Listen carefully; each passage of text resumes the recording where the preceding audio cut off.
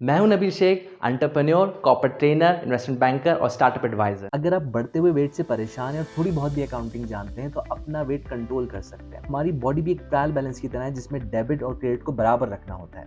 अगर कैलोरीज का इंटेक ज्यादा होगा यानी डेबिट ज्यादा होगा और कैलोरीज की कंजम्पशन यानी क्रेडिट कम होगा तो ये बॉडी अपना बैलेंस नहीं रख पाएगी और आप मोटापे का शिकार हो जाएंगे। आइए जरा और डिटेल में समझते हैं कॉन्सेप्ट। हमें सबसे पहले अपना बीएमआई और बीएमआर मालूम करना होगा। BMI stands for body mass index और BMR stands for basal metabolic rate. BMI तो तकरीबन हम सबको पता ही होता है, यानी हमारी हाइट और एज के मुताबिक आइडियल वेट। बीएमआर होता है वो कैलोरीज इनटेक जो हमें अपनी हाइट, वेट और एज के मुताबिक लेना चाहिए। आए बीएमआई और बीएमआर को समझने के लिए एक एग्जाम्पल देखते हैं। पहले स्क्रीन पे बीएमआई कैलकुलेट करते हैं और फिर बीएमआर से वेट कैसे कंट्रोल किया जा सकता है ये समझते हैं। बीएमआई को एज्यूम करते हैं कि आपकी एज 35 साल है, हाइट 170 सेंटीमीटर है और वेट 100 केजी है। इस तरह ये बीएमआई कैलकुलेटर आपको ओबीस क्लास 1 में कैटेगराइज कर रहा है, यानी आप मोटापे का शिकार हैं और ये मोटापा आपको शुगर, ब्लड प्रेशर, कोलेस्ट्रॉल और दीगर मूल्य बीमारी में मुब्तला कर सकता है। अब हम जानते हैं कि इन अजम्पशंस के साथ नॉर्मल बॉडी वेट क्या होना चाहिए था, यानी टारगेट वेट जो आपको हासिल करना है। ये देखें, अगर आप 72 केजी पर पहुंच जाते हैं तो ये आपका नॉर्मल बॉडी वेट होगा। अब ये 28 केजी यानी 100 माइनस 72 केजी का जो डिफरेंस आया है 28 केजी,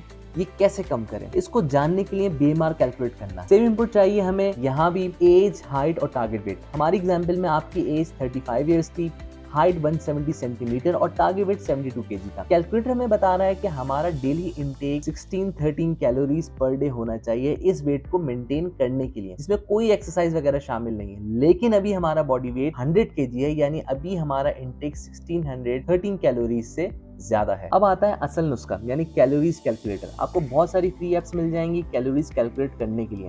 अब आप दिन भर में जो भी खाएं उसमें कैलोरीज कैलकुलेटेड हो और आपका डेली इनटेक आपके बीएमआर से ज्यादा ना हो। लेट्स से कि आपका बीएमआर 1600 आता है और आप इतना ही फूड इनटेक करते हैं डेली, तो इसका मतलब ये है कि आपका वजन बढ़ना तो रुक गया है लेकिन कम नहीं हो रहा। कम करने के दो ही रास्ते हैं, या तो डेली इनटेक 1600 से कम करके 1400 या 1300 कर दिया जाए, यानी हम डाइटिंग स्टार्ट कर दें, और दूसरा रास्ता ये है कि कैलोरीज बर्न करना शुरू कर दें, जो कि किसी भी फिजिकल एक्टिविटी जैसे वॉकिंग, एक्सरसाइज, साइकिलिंग या स्विमिंग से की जा सकती है। स्मार्ट मोबाइल्स और वॉचेस हमें इन तमाम एक्टिविटीज से कैलोरीज की कंजम्पशन बता देती है। अब आती है अकाउंटिंग। इस डेबिट और क्रेडिट को रिकंसाइल करने के लिए हमारी एग्जाम्पल में बॉडी का ट्रायल बैलेंस तो पहले ही 28 केजी से आउट था। इसको रिकंसाइल करने के लिए हमें डेबिट कंट्रोल करना है यानी फूड इनटेक, और क्रेडिट बढ़ाना है यानी फिजिकल एक्टिविटी से कैलोरीज कंजम्पशन। अब मैं वेट लूज करने का अपना एक्सपीरियंस शेयर करता चलूं, जिसमें अल्हम्दुलिल्लाह मैंने 3 महीने के अंदर 13 से 14 केजी रिड्यूस किया। मैंने अपने बॉडी के ट्रायल बैलेंस को रिकंसाइल करने के लिए ये स्टेप्स लिए। नंबर 1, फर्स्ट मंथ में मैंने शुगर कंजम्पशन 0 कर दिया, उसके ऑल्टरनेट के तौर पर स्टीविया यूज करना शुरू कर दिया। नंबर 2, फर्स्ट मंथ में ही मैंने सिर्फ एक टाइम कार्ब लेने की पॉलिसी बनाई। कार्ब्स मतलब रोटी या चावल कम क्वांटिटी में लेना शुरू कर दिया और सिर्फ एक टाइम लेने लगा। मैंने डिनर और लंच को तर्क करके सिर्फ सपर पर आ गया, यानी शाम के टाइम जैसे मेरे ऑफिस से वापसी हो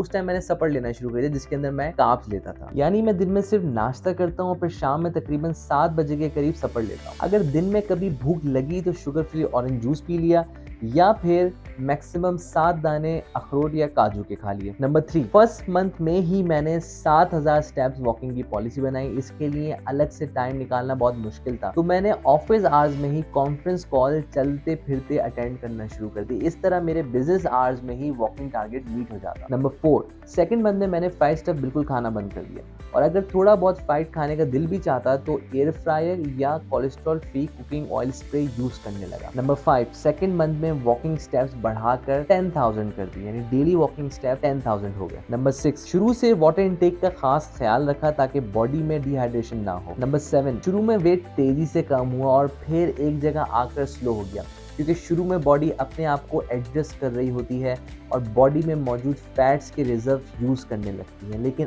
अब बॉडी इस नए रूटीन पे एडजस्ट हो चुकी थी, जिसका मतलब ये डू मोर। नंबर 8, अब थर्ड मंथ से आपने बॉडी को अपने प्रॉपर नेचुरल शेप में लाने के लिए एक्सरसाइज भी ऐड करनी है, जिसमें फोकस चेस्ट और थाइस की एक्सरसाइज पर होना चाहिए। नंबर 9, एक और अहम बात बताता चलूं कि आपकी कमर का साइज आपकी हाइट का आधा होना चाहिए, यानी अगर आपकी हाइट 68 इंचेस है तो आपकी कमर 34 इंचेस होनी चाहिए। इस टारगेट को जहन में रखते हुए आपने अपनी रेगुलर बॉडी मेजरमेंट करनी है।